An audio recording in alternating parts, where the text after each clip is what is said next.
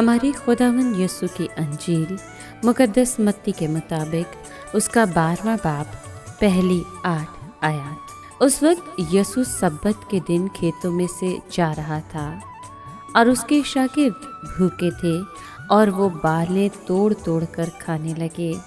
تب فریسیوں نے دیکھ کر اس سے کہا، دیکھ تیرے شاگرد وہ کام کرتے ہیں جو سبت کے دن کرنا روا نہیں۔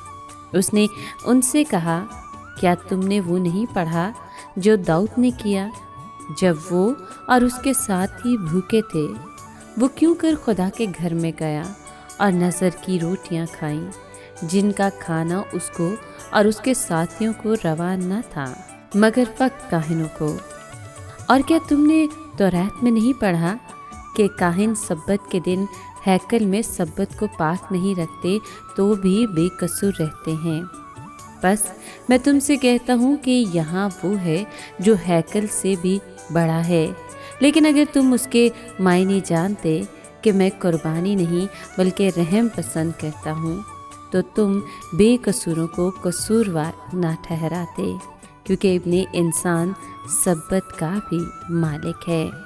پاک کلام کے پڑھے اور سنے جانے پر خداوند کی برکت ہو، خدا کا شکر ہو۔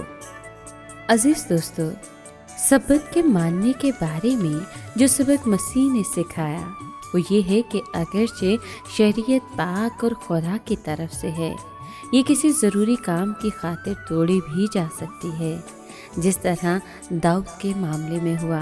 یعنی جب وہ اور اس کے ساتھی بھوکے تھے تو وہ کیوں کر خدا کے گھر میں گئے اور نذر کی ہوئی روٹیاں کھائیں جن کا کھانا اس کو اور اس کے ساتھیوں کو روا نہ تھا۔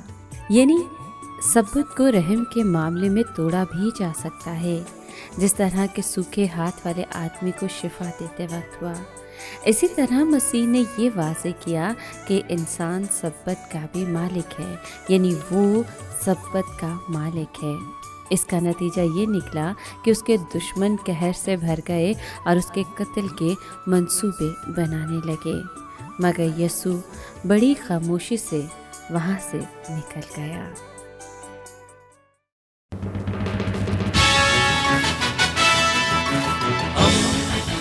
دوستی کا پیمبر، ریڈیو ویریتاس ایشیا۔